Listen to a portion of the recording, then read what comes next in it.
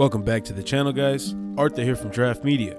Today we look at the sophomore guard playing for the NC State Wolfpack, Dereon Seabron.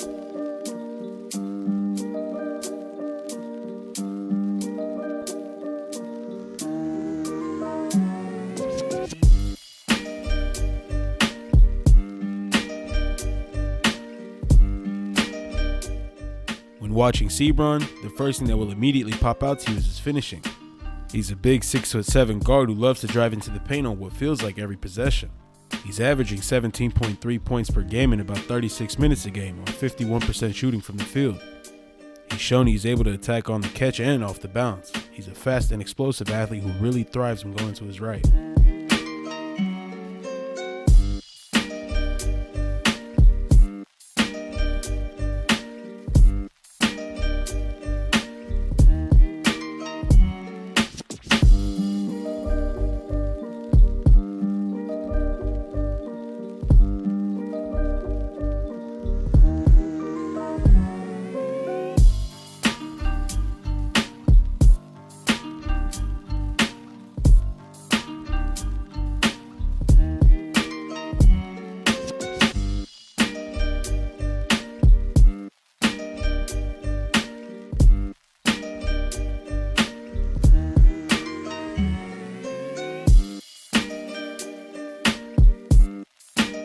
However, I do have a few problems with his game.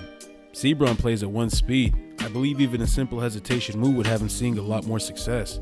He seems to be playing in a hurry already at the college level, which isn't a good sign. As we know, rookies especially struggle with the speed of the game at the NBA level. Despite shooting over 50% from the field, watching him play could be really frustrating at times since he has tunnel vision. He puts his head down only to barrel into traffic. And because he is playing at full speed all the time, he is constantly missing layups at the rim. He plays below the rim, which leads to a lot of drives getting stuffed.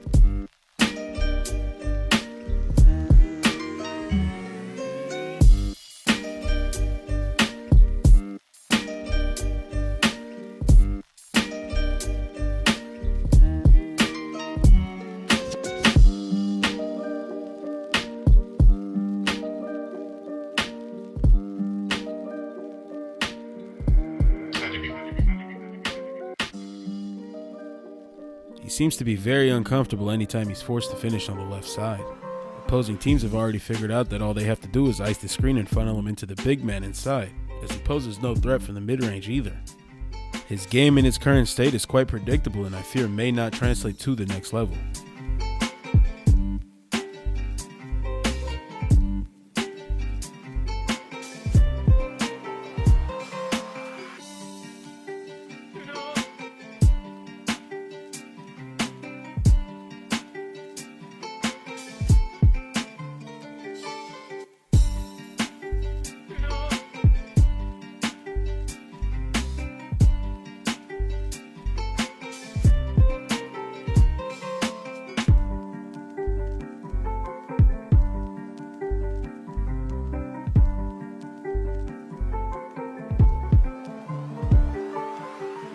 And as I mentioned earlier, because Seabron puts his head down only to barrel into traffic, teams know all they have to do is take a charge against him.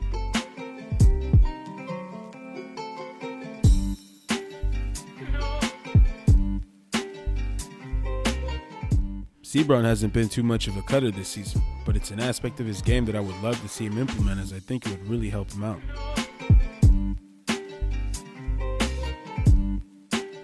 To his credit, Seabron has thrived in the open transition this year. He weighs only 180 pounds with lightning in his feet. He has long strides and runs down the floor with an urgency.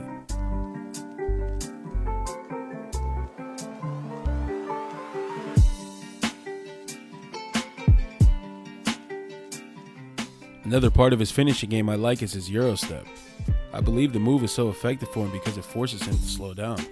The initial foot plant, along with the misdirection of the ball, is all the time he needs to get from 100 to a 0 with an easy look at the rim.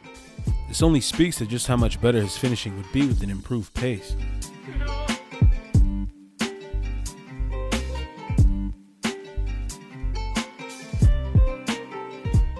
An undeniable positive to his game has been his ability to draw fouls. Seabron is currently averaging 6 free throw attempts per game. For a player who is spending what feels like 99% of his time driving right into the paint, this is definitely what you want to see. However, what you don't want to see is his sub 70% shooting from the free throw line.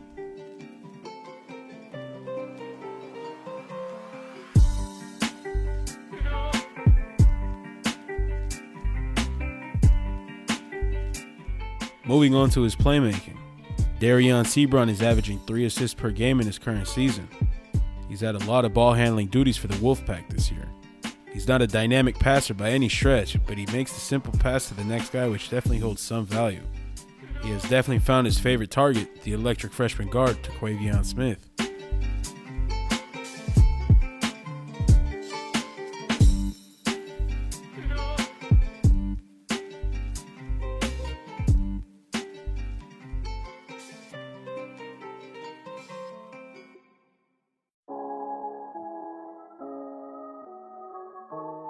I would be surprised to see a team let him run the point guard at the next level though, at least not for a while.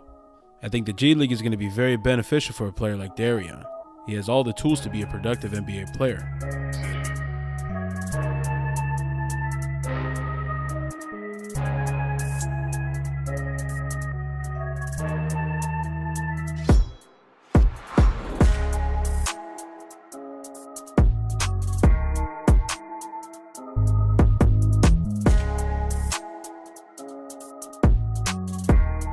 However, Seabron needs to take care of the ball. He's averaging 2.5 turnovers a game. Sometimes it comes from a bad pass and sometimes his handle can be all over the place.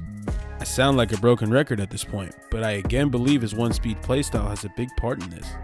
As the great coach John Wooden said, be quick, but don't hurry.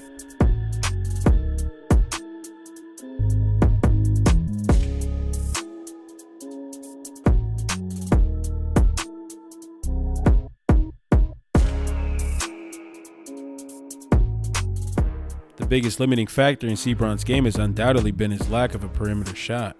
He is currently 10 of 39 from behind the arc in the current season, and if you were wondering, that is a dreadful 25.6%. As a spacing killer and an unwilling cutter who needs the ball in his hands to succeed but probably won't be given the ball on most possessions, how will Seabron fit on an NBA roster? In my eyes, he shares a lot of his playstyle with Toronto guard Delonto Banton, who has also spent a lot of his time in the G League this season. All things considered, I currently have Dereon Seabron slotted anywhere from the 45th to the 58th pick in the 2022 NBA Draft. I see him as somewhat of a longer-term project with hopes that he could become a player like Josh Giddey to some extent. At 6'7", Seabron's rebounding ability is a pleasant surprise. He's averaging an astounding 8.2 per game, which includes 2.7 on the offensive board. I love how as soon as he comes down with the defensive rebound, his eyes are immediately looking up and ready to push the pace, whether it be an outlet pass or coast-to-coast finish. And as for the offensive rebounds, a player of his stature coming down with nearly 3 a game speaks to how much hustle and grit he plays with. And to quickly wrap up with defense, Seabron possesses a 6'11" wingspan, which is a great tool to have. He closes out on shooters well, but to be honest, that's about as much as you're going to get defensively. He doesn't play with too much enthusiasm on the defensive end, which could be from his major offensive load, but you still would want to see some more. He's not the greatest on just about every aspect on defense. His help defense especially is an eyesore, to be frank. It's unbelievable how similar some of these plays are to each other.